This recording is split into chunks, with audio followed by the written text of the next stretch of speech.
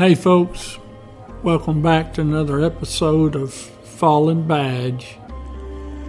This episode will be the murder of Agent Ben Grogan and Jerry Dove, FBI, Miami Field Office.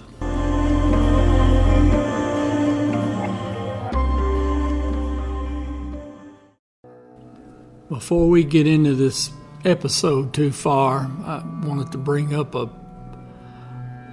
fact that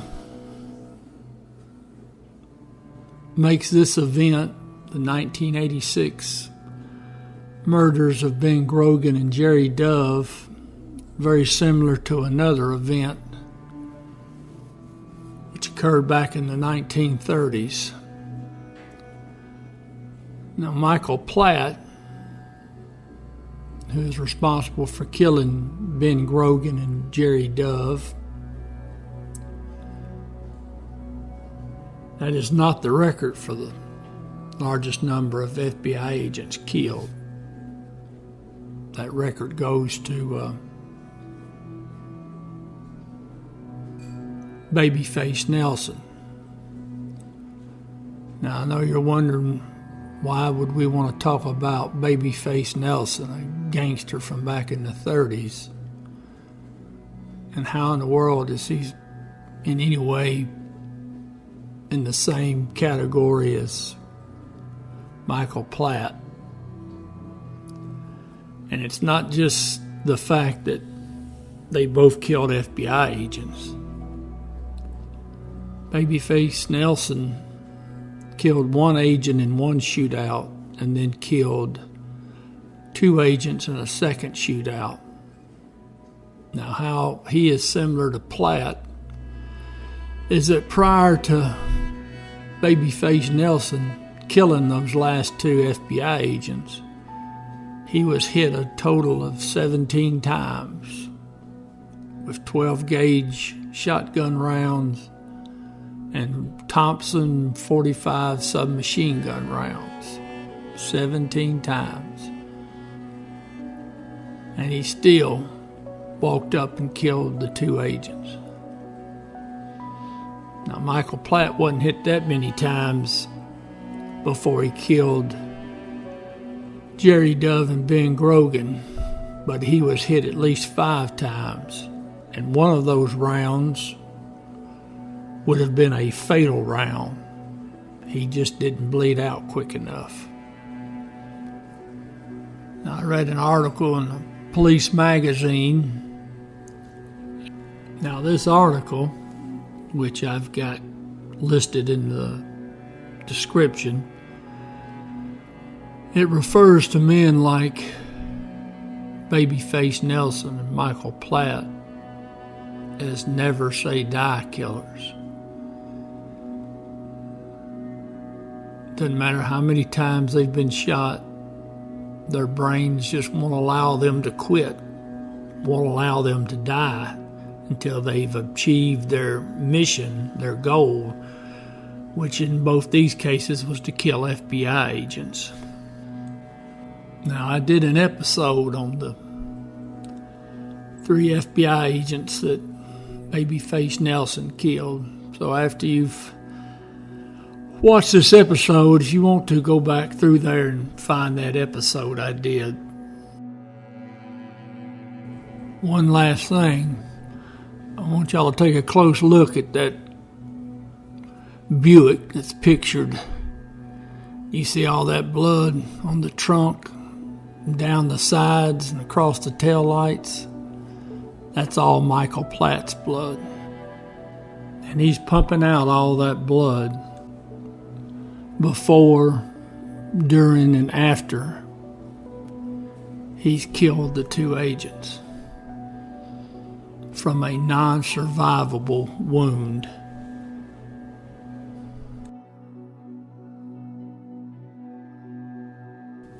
October 5th, 1985, Orilio Brielle is target shooting at a lake off of 157th Avenue and Southwest 16th Street near the Tamiami Trail.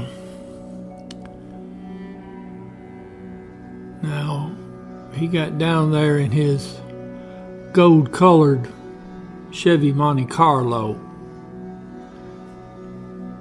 and he was never seen again. And his car would stay missing for several months. October 16th, 1985, 7930 Southwest 104th Street in Miami. Wells Fargo armored truck pulls up in front of what is then the Winn-Dixie store. Two guards get out of the truck. They go into the store for a pickup. They still got a driver in the truck. Guards are coming out, heading back to the truck. They hear someone yell, "Freeze." And then one of the two suspects then begins firing with a shotgun, hits one of the guards in the leg. Wells Fargo guards return fire at the robbers. Now, the robbers didn't obtain any money, and there was no description given of the suspect vehicle that was involved. November 8th, 1985, it's about 10:30 in the morning, 14801 South Dixie Highway. There's a teller and a bank guard they're going to the outside teller station at that time what was the Florida National Bank. Now, as they're walking from the main building to get to the drive-in facility, they're stopped by one male who's armed. He demands the money from the drive-in facility. And he tells them, "Open up the little building." Now, the teller and the guard were unable to open the drive-in facility. So the robber took the money that the teller was carrying, which was $10,000. There was a second robber who evidently stayed with the car. The vehicle described as used by the suspects was a black Chrysler New Yorker with a Florida license plate. Now, that license plate that they obtained was shown to have been stolen from another vehicle back in September 30th, 1985.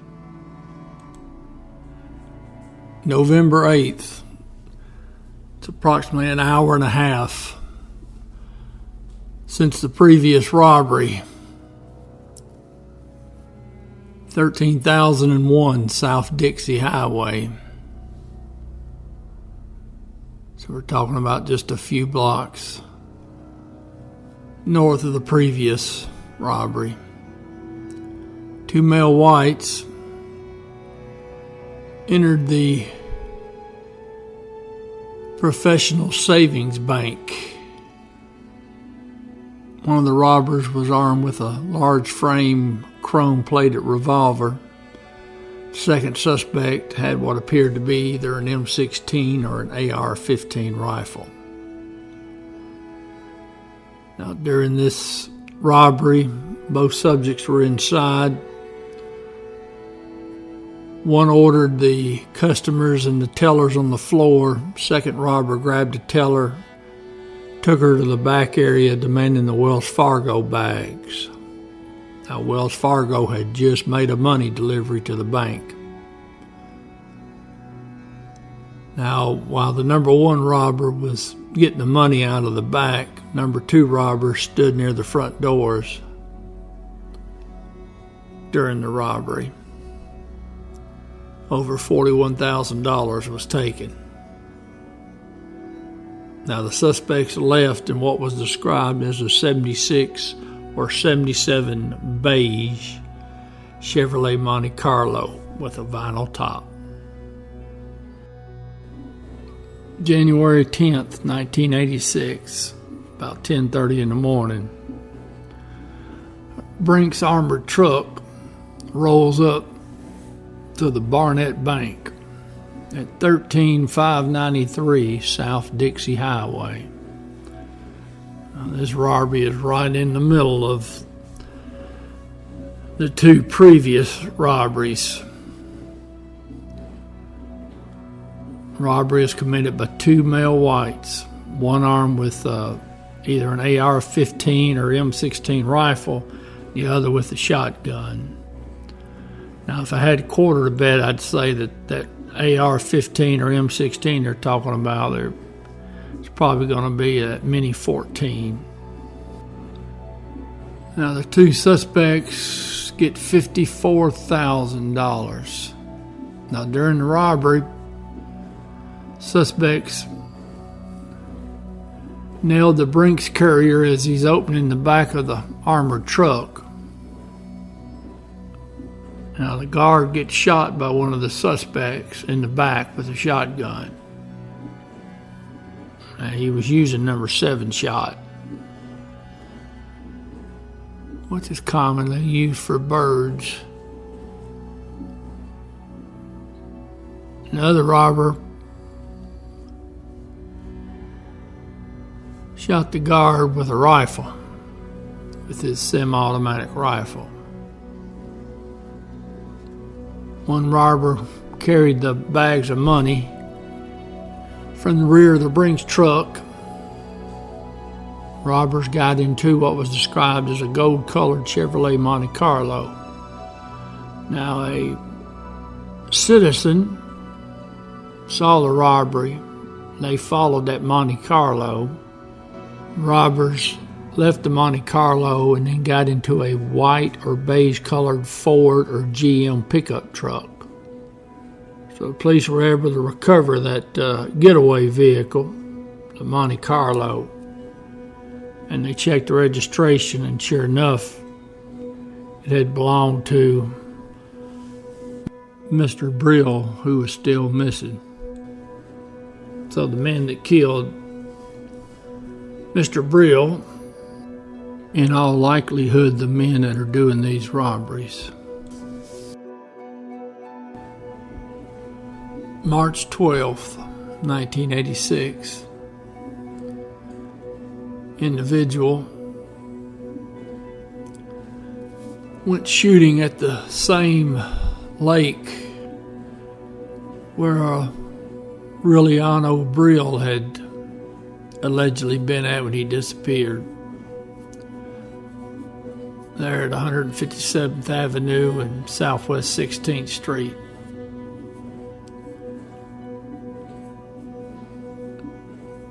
Now, while this unnamed individual is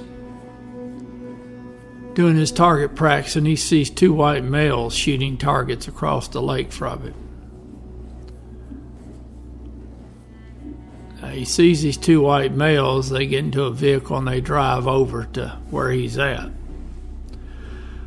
One of them's armed with a Model 13 Smith & Wesson .357 Magnum pistol, and the passenger has a Ruger Mini 14 stainless with folding stock.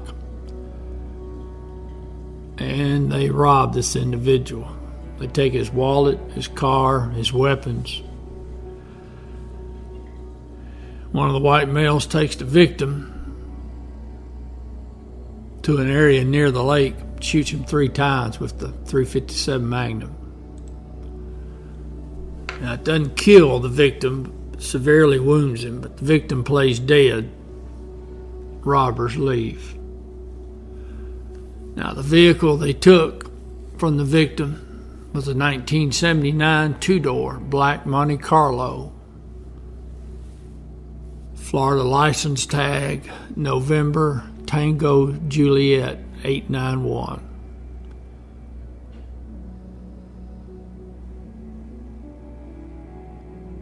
Now, what they took from the victim, his weapons, was a Smith & Wesson Combat Masterpiece Model 14, blue steel with tan rubber grips, and a Martin Model 60 22 caliber rifle with a scope. March 19th, 1986, about 9:25 in the morning. And for the second time, the Barnett Bank at 13593 South Dixie Highway gets hit. 2 male whites went in the bank, took 2 money bags. Those money bags had just been dropped off by the Brinks armored truck about 30 minutes prior to the robbers coming in. During the robbery, one of the suspects had a shoulder weapon thought to be a Mini 14 rifle. Robbers got $8,000. Now, witnesses saw the getaway vehicle. It was a black Chevy Monte Carlo.